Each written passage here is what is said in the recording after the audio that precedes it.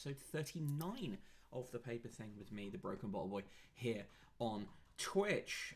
Today's show is a four-paper show, so we've got the Guardian, the Times, the Daily Mail, and the Sun. I'm going to be attempting a speed run through the Sun today. Can we do the Sun in under 3 minutes? We can but hope. But first, we're going to start with the Guardian. I need to just announce that the show is happening in the Discord. I'll share the link to the Discord in the chat later in this show. If you're someone who views the show on YouTube and wants the Discord link and often thinks, I don't know what the Discord link is, just message me on Twitter at Broken Bottle Boy and I will give you that link.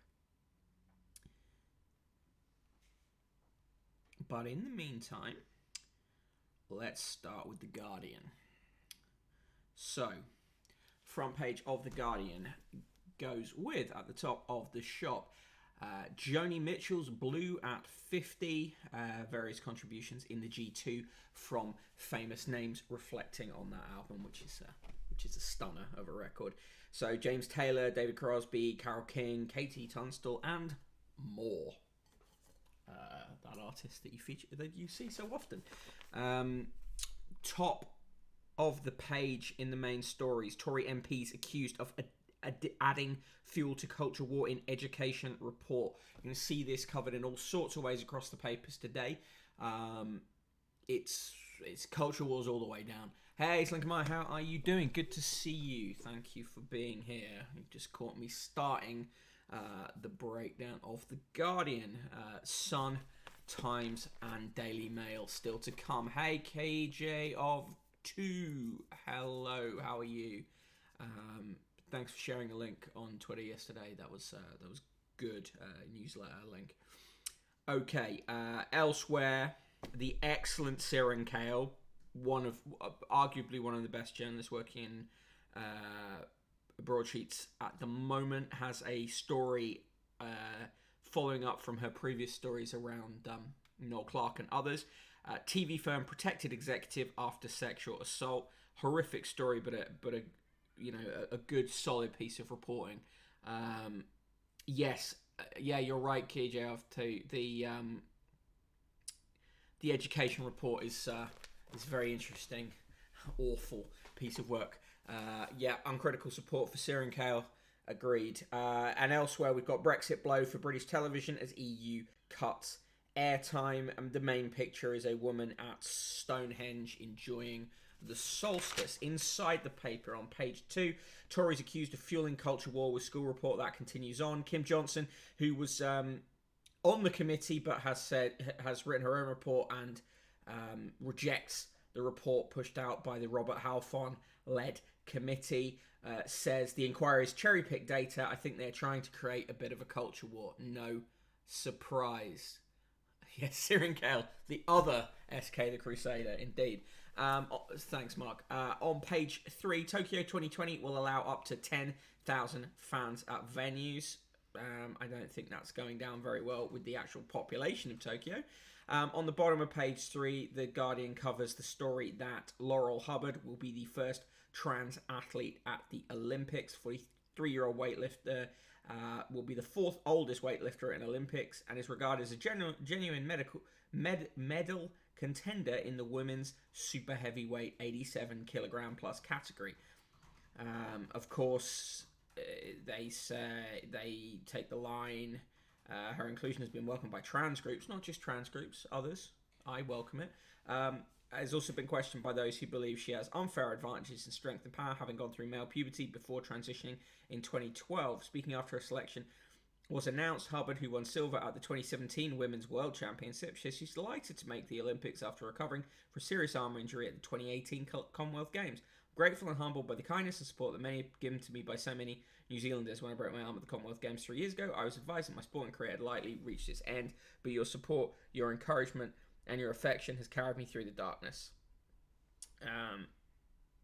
Conclusion: Tokyo is partly down to changes to the International Olympic Committee transgender guidelines in 2015, under which athletes who transition from male to female can compete in women's category without requiring surgery to remove their testes, provided their total testosterone level in serum is kept below 10 nanomoles per litre for at least 12 months. However, the IOC's decision has recently come under fire after scientific papers published which said that people who have undergone male puberty retain significant advantages. I don't know. I think this thing is the coverage on this stuff is going to be slanted by all of these papers, including the Guardian, which is has strong views on the so-called trans issue, as it were. On page 4, princess photographed outside Dubai for first time since she tried to flee country. Or also on that page, elephant in the room, woman finds hungry pachyderm in her kitchen. This is a woman in Bangkok. The male elephant named Bunchai appeared to be looking for something to eat. His trunk rummaged through the kitchen drawers, knocking pans and cooking paraphernalia on the floor. He chewed on a plastic bag as Ratchadowan, unsure what to do, filmed the episode on her phone. It's not the first time Bunchai, who lives in Thailand's Keng Krakan National Park, has stepped foot in the nearby village. They come to visit quite often. They always come when there is a local market because they can smell food, said the park superintendent. Thai media reported that the same elephant had visited Ratchadowan's kitchen on one of those occasions, causing damage worth almost 50,000 baht, that's about £1,140. Dr. Joshua Plotnick of Hunter College City, University of New York, who studies the elephant population, said it was very common for elephants from national parks to raid nearby fields for sugarcane or corn. In villages in which I work in Thailand, elephants enter farmers' crop fields almost nightly. It's a really difficult issue for both the farmers and the elephants, he said. Most villagers were respectful of and sympathetic towards the elephant, Plotnick said.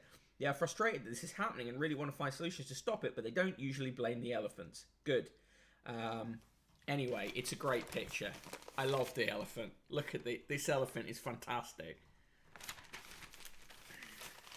Right, moving on. Windrush scheme should be taken off Home Office, Labour tells Patel. One of the few sensible things Labour have said in a while. Drinking coffee may reduce risk of chronic liver disease, one study suggests. I don't drink coffee. It's one of the few things I don't eat or drink. On pages 6 and 7, BAFTA-winning TV firm accused of mishandling women's assault complaints. This is a continuation of Siren Kale's excellent reporting. I won't do it justice by reading it out, so do look that up and read that. Grilling Pirate Pete, excellent. I knew that joke was coming, and I'm glad you made it. Glad someone finally addressed the elephant in the room. Hello, Ged Station, good to see you. And hello, Dan Jones, good to see you as well.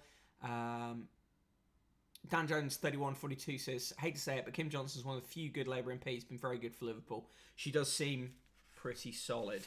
On page 8, meet Thunderbolt. Sprinter announces birth of twin boys. Usain Bolt and his partner Cassie Bennett have got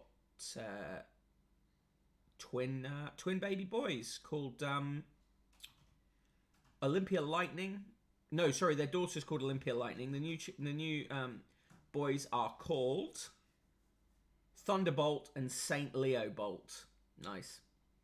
Saint Leo is Usain Bolt's middle name.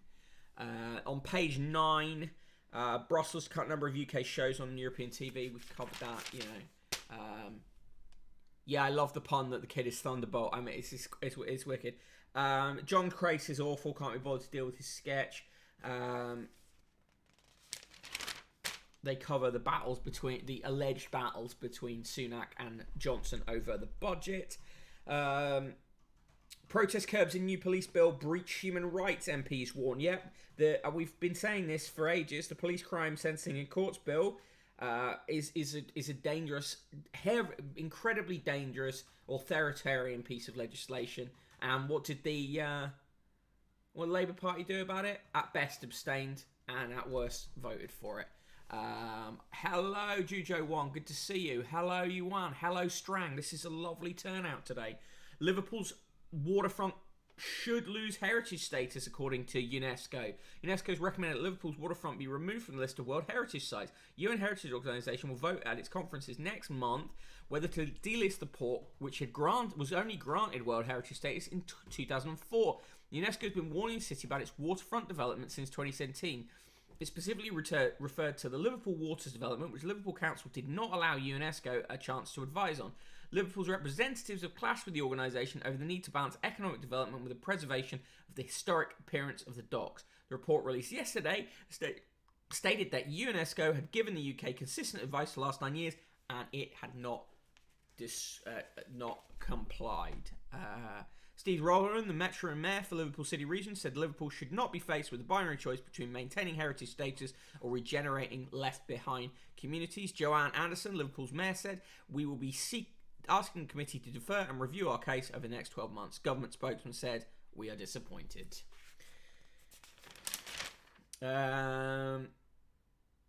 Mario Draghi wants the Euro 2020 final moved out of London. He has no power to make that happen.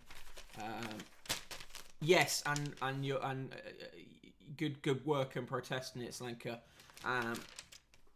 On page 17, Stormont data analysis reveals a depth of polarization, but also room for hope. Northern Ireland Assembly at Stormont is synonymous with suspension and breakdown, but even when it's sitting, it warps the concept of power sharing. That's the bleak conclusion of a study to mark its 100th birthday. A unique analysis by The Guardian of 871 motions and amendments debated since 2000 reveals that 51% received zero cross-community support. Even when Stormont is operational, in other words, extreme partisanship results in nationalist and unionist representatives herding into green and orange blocks. Department of no surprises there. Hong Kong's Apple Daily newspaper could shut down in days as its accounts have been locked, basically. Macron and Le Pen review campaign party campaign strategies after low turnout at the polls, plague on both their houses. EU says anyone blocking Libya elections could face sanctions. In the Journal, William Davies says shortchanging children shows the essence of Johnsonism. I would agree with that. Interesting how the Conservative Party is acting as if it had no role in the poverty, in the vast poverty experienced by children of all ethnicities in the UK. Mark Canosis says he kind of sides with UNESCO. There's some awful developments on the waterfront, and it's been warning them for years. Okay, Greg Afinogenov, who is an assistant professor of history at Georgetown University, says, in outlawing the opposition, Russia will fuel more dissent. Well, we know that there's some very mixed opinions on Navalny in our chat generally. Polly Toynbee, her face as ever, like she's just licked a nettle covered in piss, says number 10 has no answers to the housing crisis. Tell us something we don't know. In the long read, The Real Urban Jungle, there may be vine-smothered ruins today, but the lost cities of the ancient tropics still have a lot to teach us about how to live alongside nature, says Patrick Roberts. I have to say that the cover of that is amazing. It's a great picture.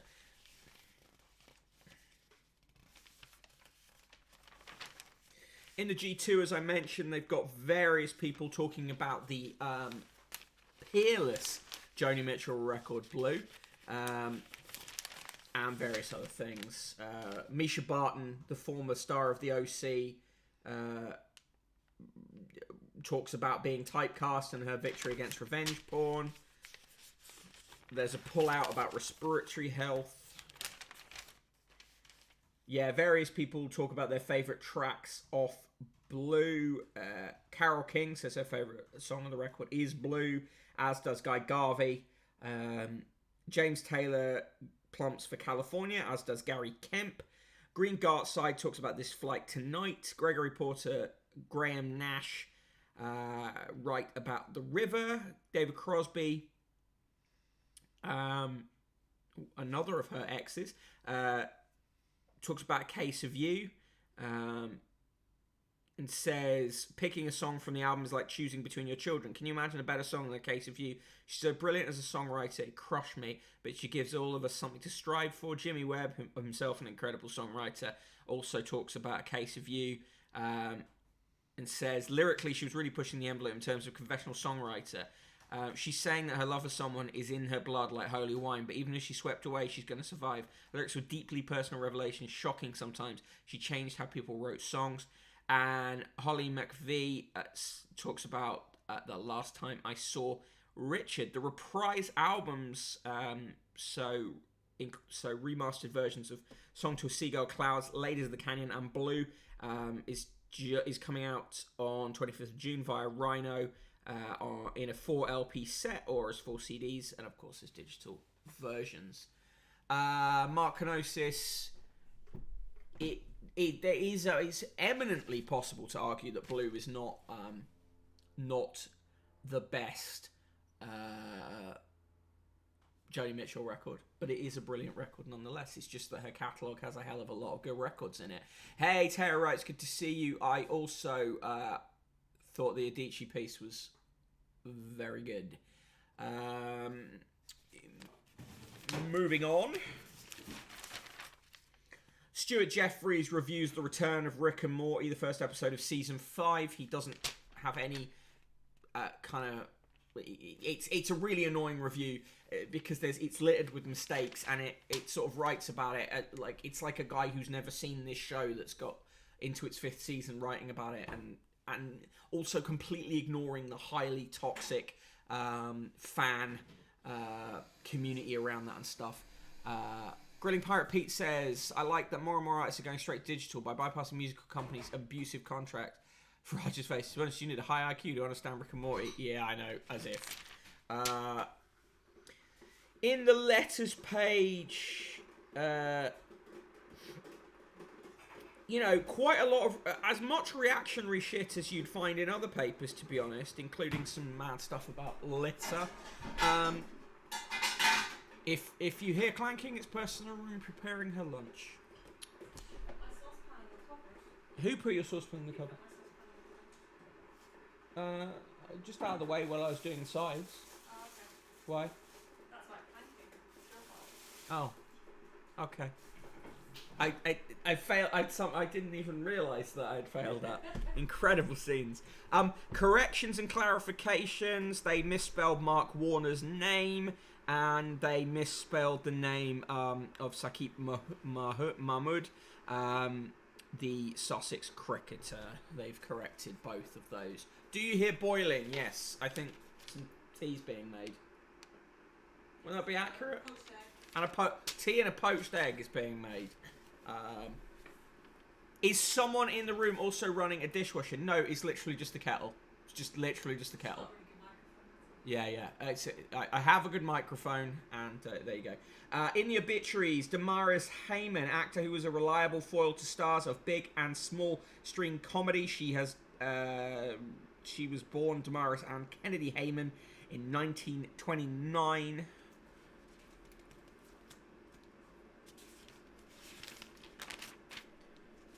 Iran's new president has said he's not going to meet with Biden.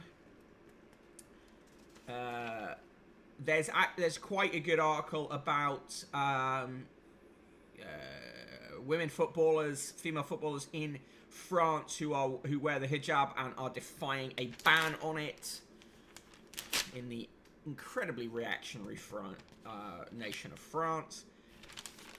There's an ad for the Worldland Trust, which features a very nice picture of some Borneo orangutans. Yes, it is. It's an egg we've poached as in stolen from a neighbour's hen house. Yeah, if only there was a hen house.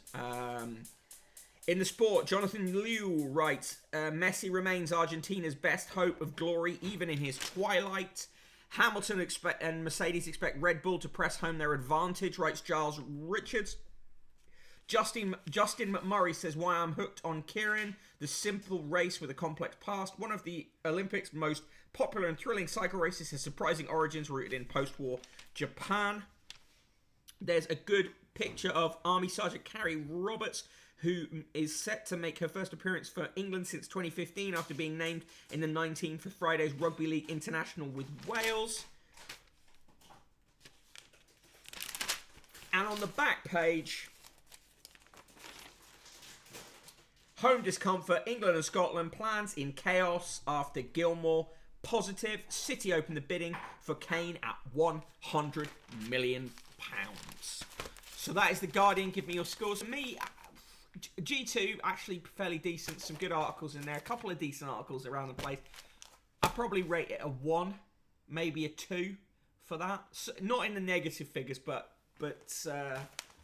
you know, it loses points for some of the more insidious reactionary elements in there. Yuan gives it 3 fishes. Grilling Pirate Pete gives it a 2 for the elephant story alone. Jujo1 offers a 0, no rating. Get Station in with a 0. Yeah, I'm havering around a 0 or a 1 for that.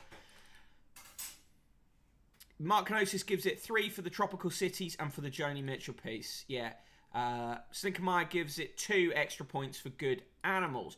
Okay, so it's been a while since, well, it's been a week, over a week since I last did a speed run, and we're going to try and speed run The Sun today. I believe the record stands at just about 3 minutes 30, so I'm going to see if I can get through The Sun in 3 minutes flat today. Okay. Hey Google, set timer for 3 minutes. Okay, 3 minutes. Starting now. Okay, so here we go. Front cover of The Sun. More advertising for betting. Harry Cole writes that hordes of Germans have swept into the Mediterranean resorts. Fucking hell. Start of the run-up to Love Island with a story about Love Island's raunchiest star. Guarantee you they did the same story last year with another contestant. I need sex 8 times a day, writes this woman, allegedly.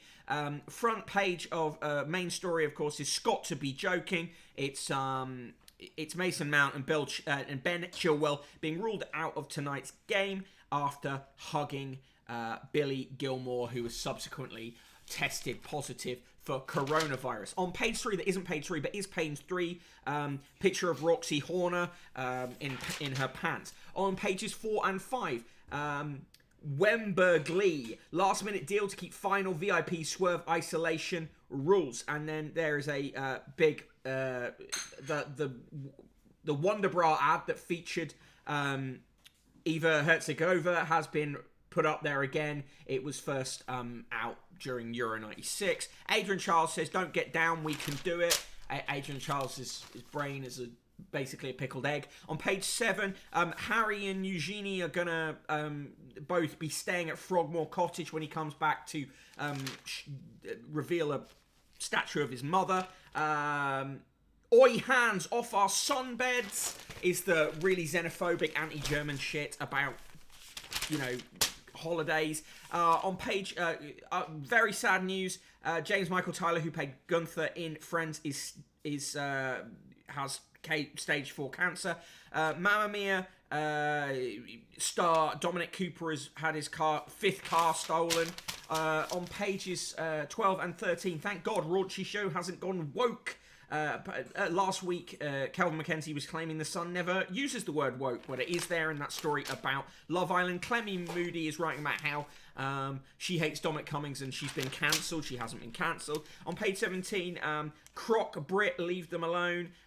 The person who was bitten by a crocodile says they should be left alone. Anne Robinson is going on about snowflakes. Because she would, wouldn't she? On page 25, a baby's been born who looks a bit like Boris Johnson. Could it be Boris Johnson's baby? I mean, it didn't seem unlikely, does it? Thunderbolt and Lightning is their headline for Usain Bolt's new children. On board Queen Elizabeth, we join Russian jets chase. A Sun correspondent was there when they were chasing a Russian jet. Oh, whoopee-doo. Front cover of goals, drought of this world. Bale, 2 nets soon. Gareth Bale is saving his goals for the Euros knockout stage, claims his friend. Damn it. Too slow. Still reckon I can do this in another 20 seconds. In tonight's TV recommendations, 999, what's your emergency? In Fab Daily, a thing for you to work out how clean your house is. Look around, that'll help you see how clean it is. The £50 letter today comes from Michael Frost of Romford, Essex, who says, what a turncoat, John Bercow is by defecting from Tories to Labour and taking a swipe at Boris in the process. They're trying to sell you drills, they're trying to sell you crappy meals, they're trying to sell you betting as ever, and in the sport... Don't be hug mug. Southgate warns stars as Mount and Chilwell are forced to isolate. There you go. Grilling Pirate Pete, Thunderbolt and Lightning, actually the first article I've seen even close to making a Bohemian Rhapsody pun. Yes, it's sort of an obvious one, isn't it? You'd think more would do that. Thank you for my tea, by the way.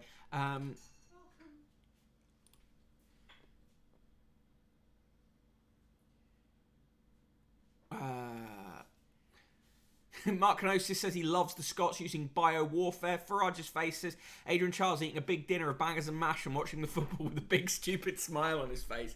Mark Canosis, Adrian Charles has the mind of a pub dog whose all pork scratchings diet has caused it neurological issues, but it still loves everyone. Farage's face, Adrian Charles buys Pringles when they're not on offer. Ratings for The Sun, Mark Canosis in with a -8 shags a day. Johan loves a good pork. I do like a good pork scratching, to be fair. Now I might even buy pork scratchings to eat while I watch a disappointing football game later. Slinker Meyer gives it the classic double negative nice. So now we... I know this is stage 4 cancer, but they say where. Let me go back and check for you, Grilling Pirate Pete. Well, he's been... It turns out this is not new either. He's been living with prostate cancer since 2018. He said, it's stage 4, late stage, so eventually, it's going to probably get me. He recently appeared via Zoom in the Friends Reunion special. He told the Today Show in the US, I decided not to be a part of that physically as I don't want to bring a downer on it. Oh, bless him. Tara rates The Sun minus however much Adrian Childs gets paid to just vibe. Yeah. With that column and his column that he gets because he's in a relationship with the editor of The Guardian in The Guardian. Okay, here's the Times. Front page of the Times. You got they're promoting the game, their football supplement with Jose Mourinho, Henry Winter, and Paul Hurst. Times 2 front cover is about the science of a broken heart. It's absolute bullshit. Top of the shop is Cambridge's feared private talks with Harry would be leaked. This is more publicity for Robert Lacey's updated Battle of Brothers book, which is being serialized in the Times, hence why it gets a front page story. Quarantine rules will be dropped for the fully jabbed. More stenography from the Times' stenographer-in-chief and political editor Stephen Swinford, who gets so many of his stories dripped directly in his ear by the government. Burkow asked Corbyn for a peerage after number 10 snob. Again, this story appears to have been briefed in by the by Labour directly to try and pass some of the shit they're getting for that back onto Corbyn. On page 3, a whole half a page, 2/3 of a page story about how Rishi Sunak likes Peloton and gets up early and eats blueberries. Give a fuck. I mean, honestly. Wally the Walrus has returned. More coverage of the alleged bad handling of the case of 2 film editors who were sexually and physically assaulted at an office party by a TV producer, Chris Croucher, then an award-winning executive producer at Left Bank Productions. attacked women while he was high on cocaine and drunk. The women's claim of an attempted cover-up, which is strenuously denied by the company, comes after recent allegations of sexual misconduct in the film industry by actors Noel Clarke and John Barrowman and the Netflix producer Charlie Hanson. Croucher, 39, who was terminally ill, was given a 12-month community order and 3-month curfew at Southwark Crown Court in February after admitting sexual assault and common assault. He attempted to forcibly kiss Baudelaire and then physically assaulted her friend when she interceded during a Christmas party in central London 2019. And then they list about what a distinguished career he had. Jesus. In this case, it's not the BBC covering up sexual misconduct. It's an independent production company that produces shows such as White Lines and The Crown. Spielberg's new production company is due to make 2 movies a year for Netflix in a new deal that it's signed. Flu could be a bigger danger than COVID this winter, Britons are told. Flu is a danger most winters. Andy Burnham has threatened legal action over the Scotland travel ban. The Wuhan lab used Chinese military as key advisors, is the claim of an Italian author. Trump's plan to put virus patients in Guantanamo. Apparently, he suggested that twice. Again, that's coming from a book that claims it. Wembley will shake to sound of 65,000 fans at Euro Climax, is the claim. Lots of people apparently are rushing to copy Phil Foden's haircut. Lots of Czech expats have got tickets for tonight's game. Johnson is blocking tax rises needed to meet social care costs, is the claim. The new trade ship, aka the new Royal Yacht, will be paid for by the Ministry of Defence despite its funding black hole of 17 billion, writes Henry Zeffman. Ridiculous. Quentin Letts is a piece of shit. We're not even going to bother with that. A model reported a pest colleague to police before she was killed. Horrible headline for a story about a woman who was murdered by a man. Regularly, the newspapers poorly report on violence against women of all kinds. Bad reporting on that Netflix story there. Czech expats is line in the Tory party's funding strategy. Nice. Tara writes pest. I hate that so much. Yeah, me too. I mean, harasser. Danger. All sorts of things. Enough with calling these predators pests, says Slickmeyer. Absolutely agree. Stonehenge's status may be put under threat as status as a UNESCO heritage site may be put under threat. The committee that has also recommended that Liverpool Victorian Dockland be stripped of its status has said that Stonehenge may lose its World Heritage Site status if plans for a tunnel underneath it are not altered. I've always felt that putting a tunnel underneath it is a bad idea. What do you think? Yeah? You just agreeing with me, or is it? No, it cuts through a bunch of really important archaeology. Excellent. Well, not excellent, but yes. There is a completely bullshit story about Cherwell, the Oxford University student newspaper, bringing in sensitivity readers. The fact is that there was a vote by students at the Oxford University Student Union suggesting that Oxford student papers, not just the Cherwell, need better editing, and that there should be a body of sensitivity readers paid for. But the Cherwell is independent of the student union, and this is all could happen, right? But the headline is will. Suggests it will. Anyway, tomorrow's newsletter may be about this. It's worth reading that. And if you haven't read today's newsletter, consider it. It's about columnists claiming that they've been cancelled, while Leni Riefenstahl, the Nazi propaganda filmmaker, is being reassessed on the front page of the Times Saturday Review. Carol Klein, the presenter of Gardener's World, has said that gardening should be taught in schools. I can't see why it shouldn't be, but we've already got a government that's cutting the amount of music, drama, and other arts in schools. So, maybe defend those. Rail commuters won't save much using useless new flexi tickets. Turns out that the new flexi tickets are actually a bit of a shit deal for a lot of people.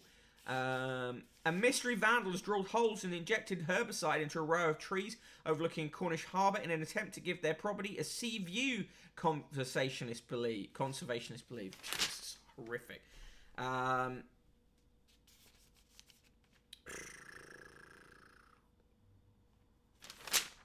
Another army officer has been sacked and jailed for school fee fraud. A dog who vanished has been found 10 years later. It was their 3-month-old Jack Russell named Crumpet went missing in Sherburn, Dorset in October 2010. Despite a wide search and £300 reward for her return, she and her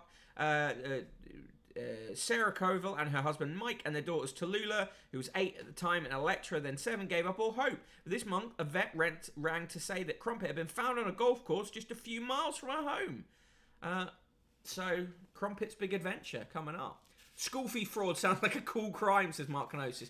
J-Plus says pest, something small literally swept under the rug, but really hard to get rid of. Grilling Pirate Pete, one refusing playing down language is to pest is to cover up for when their own skeletons start to come out of the closet. Certainly. Grilling Pirate Pete, teaching guarding in schools. Why teach children to be a little self-sufficient? Better to have them dependent on handouts. Well, yeah. Monkey Man Bob, if you're going into the office 2 days a week, the flex tickets are okay. Other than that, they're bunk. Yeah, Crumpet, and Crumpet's a real sweet-looking doggo. This Crumpet had a big adventure. I'm glad they got her back. Crumpet, golf course, Sherborne. Too posh a story, says Yuan. If they weren't posh, it wouldn't be in the Times, would it? William Hague writes, planning reform could be Johnson's poll tax, if only. Melanie Phillips, or as we like to call her here, Anders Breivik's favourite columnist, says, we need new leaders to fight cultural groupthink. And she writes this in one of the premier outlets for cultural groupthink, the Times of London. Giles Cochrane's column is disgusting in many, many ways, but one particularly unpleasant element of it. So he writes about St Paul's School for Girls deciding to change the name of the head girl position to head of school, something that other schools have done before, but this is being used as a anti-trans story.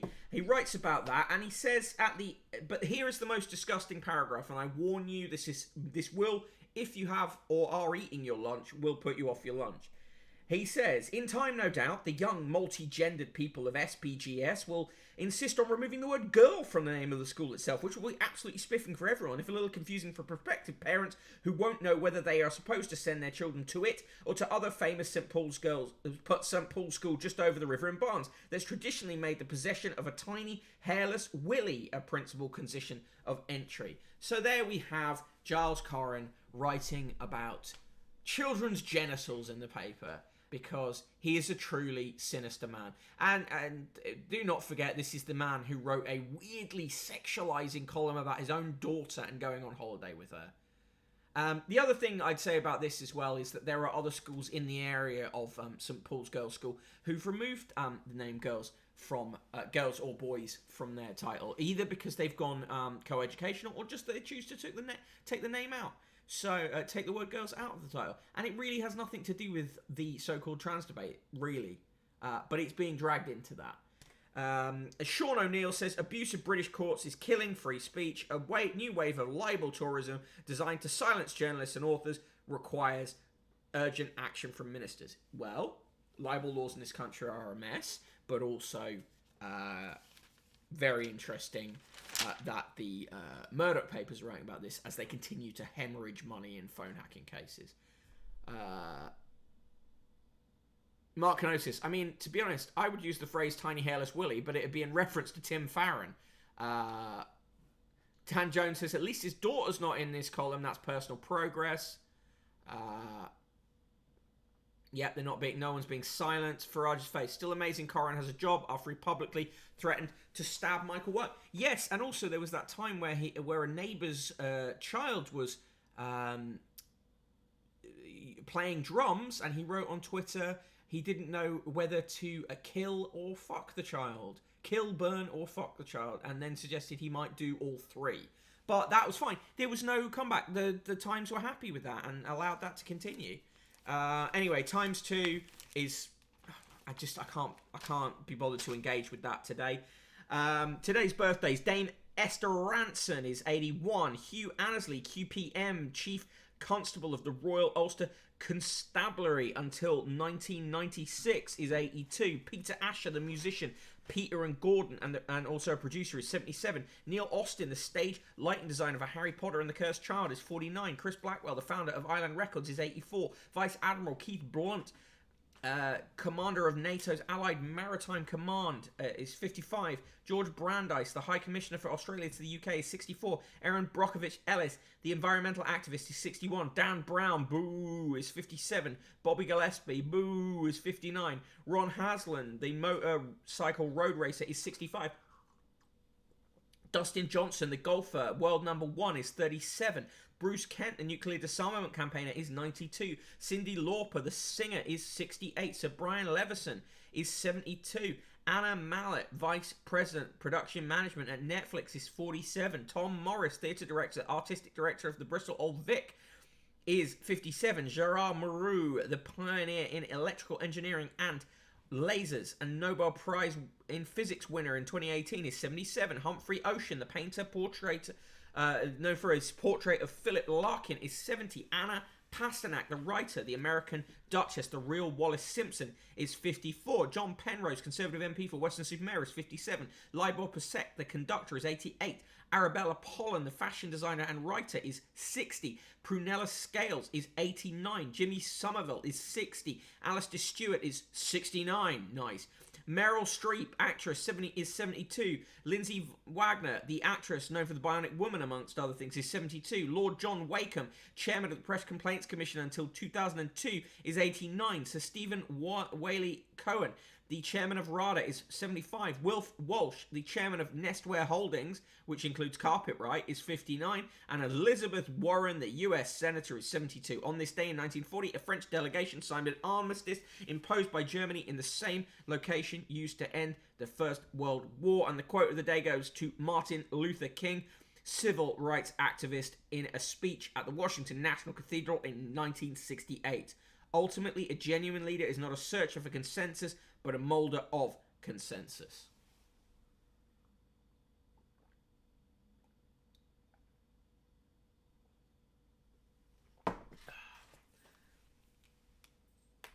Okay, moving on. Catalan leader vows to fight on despite pardons. Iran's new hardline president says no to talks with Biden. Rescue devils eat all the penguin. A project to protect Tasmanian devils from extinction has had a catastrophic effect after they killed huge numbers of penguins and other sea birds. Apparently, they love to eat penguins. Valerie Bacot, 40, a woman who killed the man who had abused her since the age of 12 and who later married her, has said that she killed her husband to save her children from the sex trade. There's a big call in France for her to be pardoned and not to have to face trial. I tend to agree.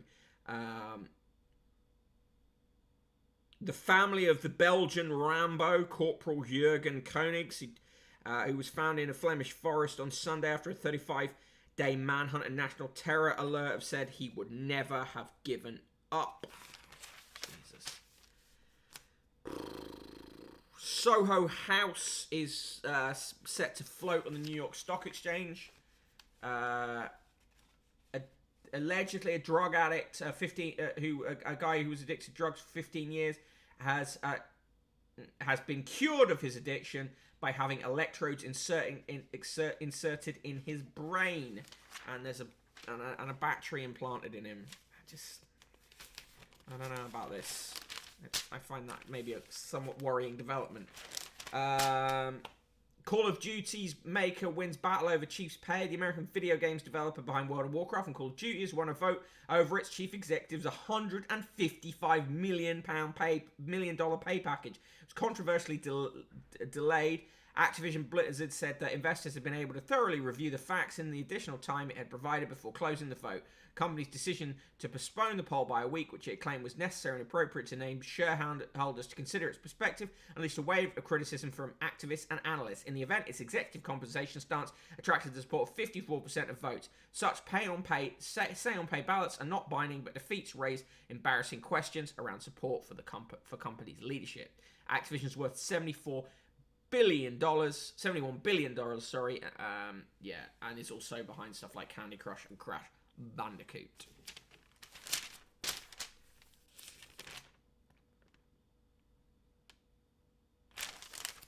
Ocado delivers the goods as grocers get a push in the markets.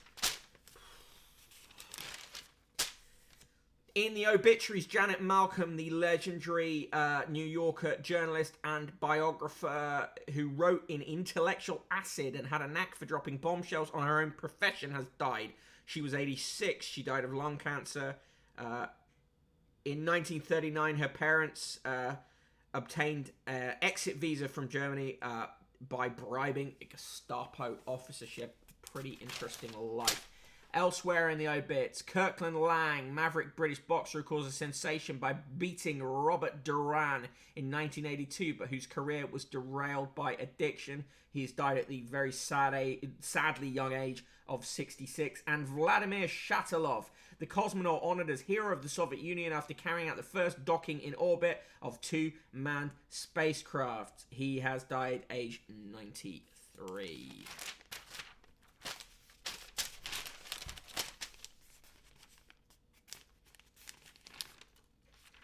Of course, there is a whole page about trans Olympians and fairness and all those kind of things. And the Times takes its usual line on that stuff. Turfy in the extreme. Rick Broadbent says, a dramatic emotional victory for fitting heir to Sevi's fiery genius. He's talking about the win of Jean Rahm in the US Open. And in the sport, Scots cause COVID chaos for England. Mountain Chilwell isolated after Gilmore chat. And GB queries transgender fairness. British Olympic Association's call for greater research into fairness of transgender athletes competing as women. Jesus.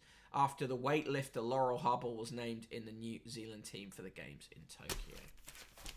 Competing as women. They will undermine and attack at all times in the language they use. And finally, we come to the deck. Give me a scores for times for me. It's minus triple negative nice. 69, 69, minus 69, 69, 69. Turftastic, says Salinka Maya. Time for a roll call before I move on to the Daily Mail. I am, of course, the Broken Bottle Boy. You can follow me on Twitter at Broken Bottle Boy. If you want to pick what magazine is in the magazine review tomorrow, there has been a request for Viz. Then chip in to the newspaper fund and tell me what magazine or magazines you want to see. If I get multiple magazines, we may just do an all magazine special or do a fewer papers and more magazines or whatever. But magazine specials are triggered by contributions. PayPal.me/conquest of the useless. In the chat, also in the chat today, Academy Impossible, thank you for being here. Another TT viewer, Antonio Jastrab, Anthony Jastrab, sorry. Ash Flaps McNulty, nice. Carbot 14 XYZ, Commander Root, Dan Jones 3142. Everybody loves Raymondo. Farage's Face, Ged Station, Grilling Pirate Pete, J Pauls, Jujo 1, Kijov 2. Chronotherm, Lady Baskers, Mark Kenosis, Monkey Man Bob, Mr. Gump, Omega Jeppe, Psychic Frommer, Raiden, Salinka Meyer, Strang, Studying Fangirl, Cider Streams, Torms, KO Rights, The Royal Flush, V&K, Virgo Pros, Yuan, and last but not least, Zautar. Thank you all for being here, much appreciated. Hey, Red Tixie, good to see you.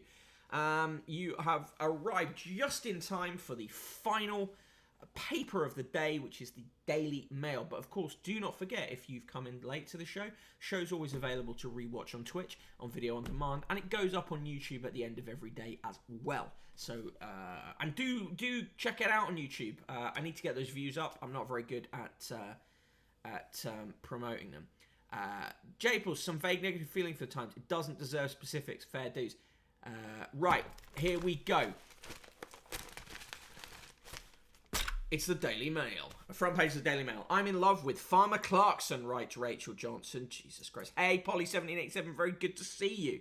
And the front page is the Mail raging at Boris Johnson for cancelling a so-called crunch meeting between himself, the Chancellor, and the Health Secretary to discuss social care. And the other story that they have on the front is them claiming victory in Afghan translators coming over to the UK.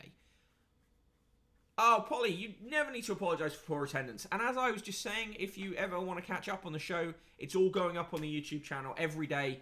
The episodes go up, so do feel free to catch up. Right, in the paper, on page 3 of the Daily Mail, they look at all the Love Island contestants and say Love Island goes middle class. It's always been fairly. On page 4, what PM promised 2 years ago? We will fix the crisis in social care once and for all with a clear plan to prepare. We are prepared to give every older person dignity and security. What he'll now deliver this week? Only prolonged misery, say charities. Oh, the Mail is angry. But remember this. Whenever the Daily Mail attacks the government, it does so because it wants to shift who is in charge in the Tory party, not to get the Tory party out of power. Can I post a link to the YouTube channel? I can, and I will do that right now. I was going to do it at the end, but I'll do it now since you've asked.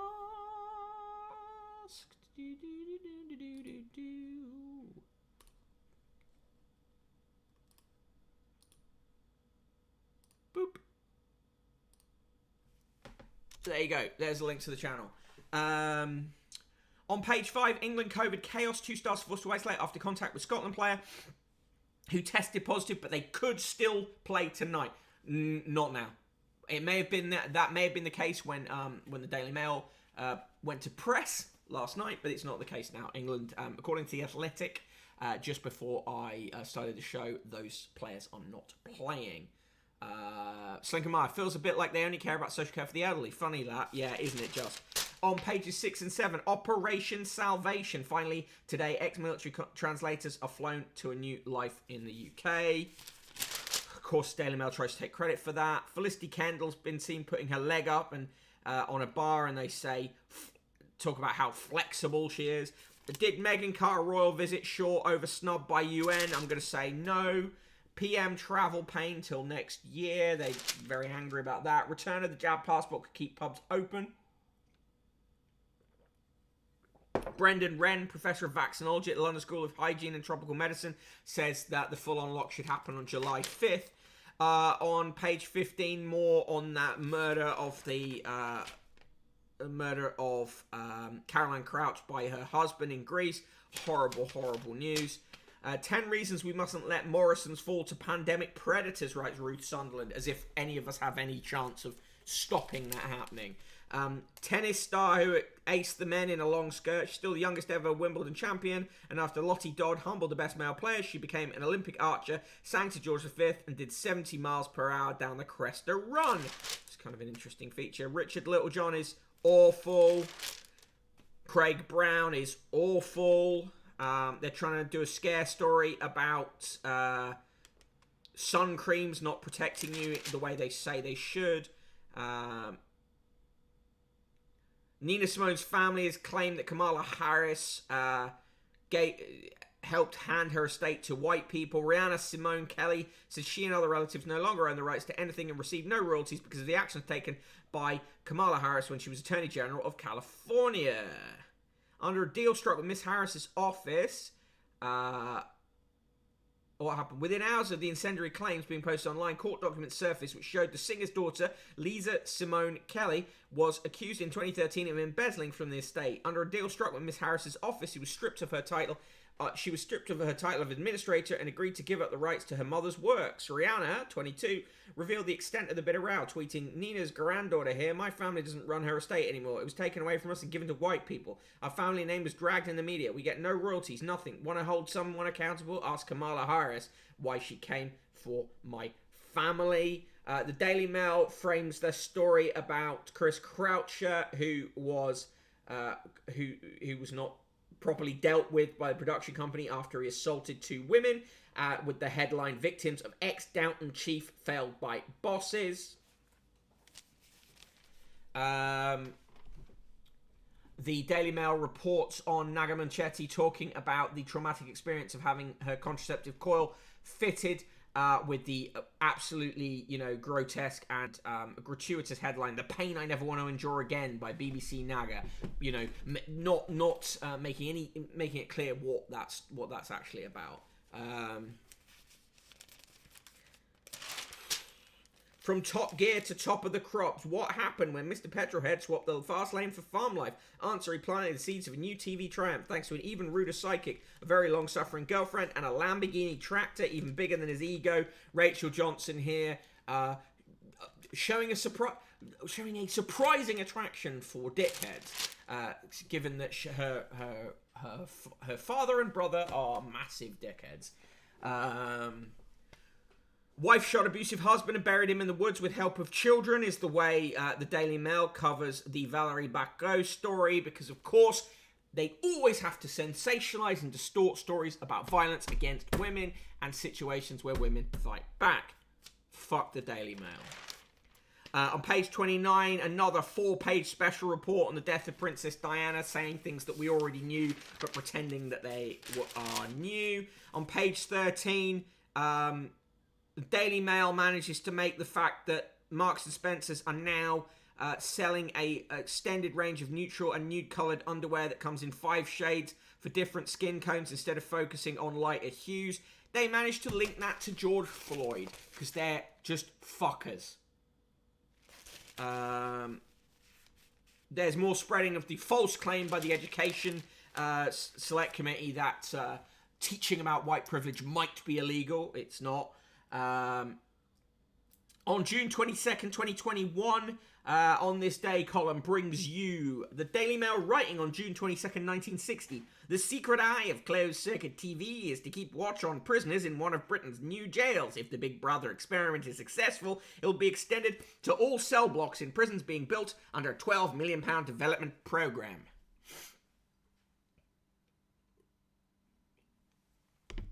Oh, thank you for subscribing, Grilling Pirate Pete. Much appreciated. And on this day in 1978, June 22nd, the girl in dressing room 6 has a smile on her face as wide as the horizon and tears pouring down her cheeks. Movie star Dustin Hoffman leant over the figure in front of the mirror, saying, "You were terrific, baby." Maybe 10 minutes had gone since Elaine Page had taken her 6th curtain call as the star of Evita and received a standing ovation from the first night audience at London's Prince Edward Theatre.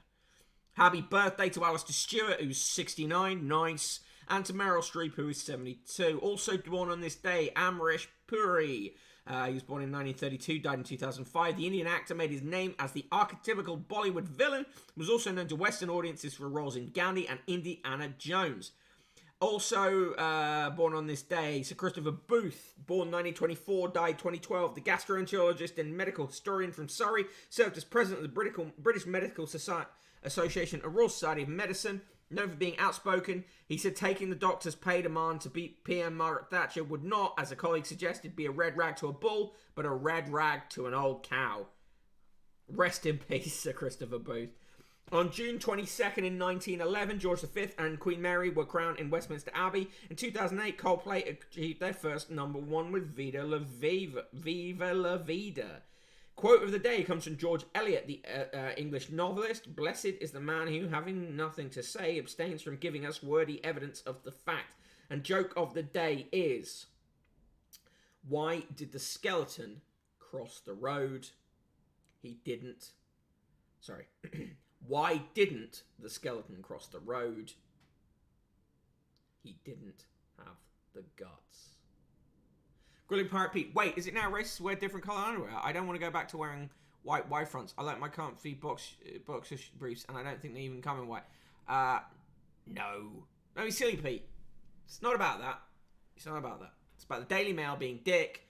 For many, many years, people acted as if neutral coloured underwear for women, predominantly, or female-bodied people, was a sort of beigey, white person skin colour, and all that the M&S is doing now is having a range of colours, so that nude or neutral underwear is, for black and brown people, is of an equivalent colour to their skin. Very sensible, very uncontroversial, very unconnected in any way to the murder of George Floyd. On page 35, His Royal Rhymeness, David Wilkes writes, author can't wait for Chalk Valley History Festival after learning list of kings and queens in lockdown. Charlie Higgs has learnt a list of kings and queens in lockdown that rhymes, and he wants to do it as a party piece, basically.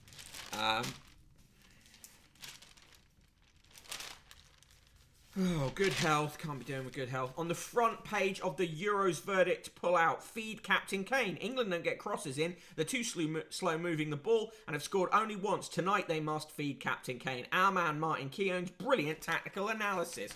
Well, you would say that, wouldn't you?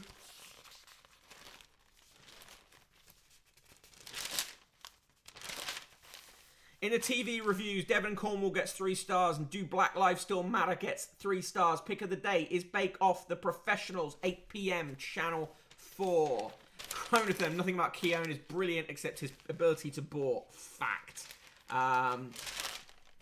In the cartoons, Garfield has a big pile of food to eat. In Chloe and Co., Chloe and her friend are sat down drinking and talking about their weight. Ugh. And in Fred Bassett's owner has got a big train set, and Fred is enjoying watching the train moving around. Hey, Slinker, thanks very much. Glad to see you here. We're nearly done anyway. See you tomorrow, hopefully. In the straight-to-the-point letters, Terry Coates says, I won't be sitting in the garden on an IKEA chair, supping a Copperberg or Grolsch with a good coat of Nivea sun cream. Other brands are available. Fucking hell. Fuck you. A.D. Heath says, if they ask the Woke Brigade, why do they come up with such dozy ideas? Catherine Pope says, if I were Prime Minister, I'd have said all restrictions are over, use your common sense if you're worried and get on with life. Vincent Hefter, who turns up at several times a week in the letters page, Vincent Hefter says, so, according to Dominic Cummings, Boris wants to go back to making money and having fun. Who can blame him? Lynn Francis says, memo to Boris. Anything you say on WhatsApp will be saved and used against you. Alan Jacob says, I wonder how much Ryanair's Michael O'Leary knows about stacking shoes. David Harvey says, Emmerdale, EastEnders and Coronation Street are so depressing, moving from one disaster to the next. Please can we have some joyful storylines? Mick Brigstock says, I look forward to the electric Air Force One and the US presidential motorcade. And Ronan Ball says, do Harry and Meghan have more sources than HP and Heinz together? Jesus. Strang, memo to Boris. Anything you say on WhatsApp will be saved and used against you. I know because my children keep screenshotting the racist stuff I say. Yeah. Slinkermeyer, just give the DM Daily Mail all the 69s. Facts. Recipe of the day today is charred courgettes, runner beans, and ricotta. I don't need a recipe to learn how to burn food. Coins news. Coins. Today's coin ad is for the official UEFA Euro 2020 fine silver coin. It's £49 and features a coloured logo of Euro 2020 and the Queen. I'd buy it if it featured the Queen trying to do keepy uppies. A K68, they are trying to sell you pleated chino trousers. Yours for £45 or 2 for 80. Available in stone green, tan, sage, sand and navy. Sadly not in horrible pink. Is the Queen playing in the Euros? If any more of the England team go down with COVID, she may have to. Anthony Joshua has invested in a cannabis company. They try and sell you some cruises. More horrible coverage of the trans weightlifter. Martin Samuel says, selfish UEFA are the plague ravers of football. Whatever the hell that means. Norrie, Conte and Evans make it 3 Wimbledon seeds for the first time in 43 years. Well done them. And on the back page, COVID chaos, England plans in tatters as Mount and Chilwell are forced to isolate. So they don't even need to win the page anyway, win the game anyway. So there you go.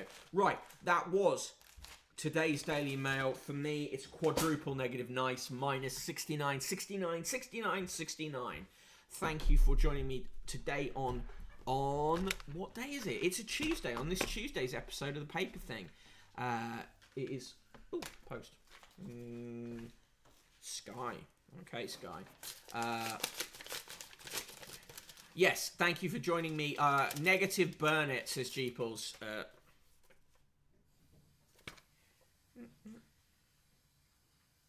Oh, they've sent a paper bill.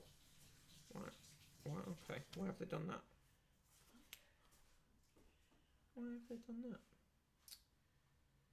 That's fine. Alright. So, Chronotherm, I've been trying to think of a Femboy Olympics bit for the past 30 minutes. What's that? Oh, no. Right, so, that was the Daily Mail.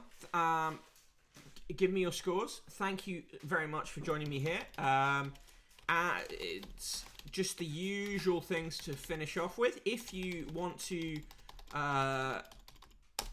help support the show, consider chucking some coins into the newspaper fund, paypal.me/conquest of the useless. Also, think about subscribing for this show. That's helpful. If you've got Amazon Prime and you don't subscribe to any other Twitch channels at the moment, you can subscribe for free.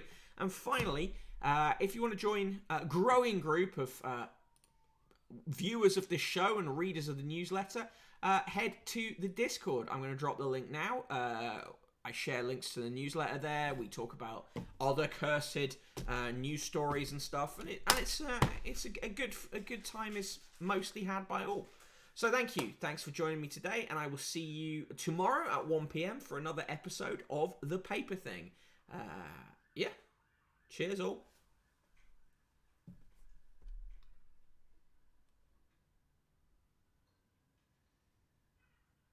Thanks, Yuan. Thanks, Tao. See you tomorrow. Bye-bye.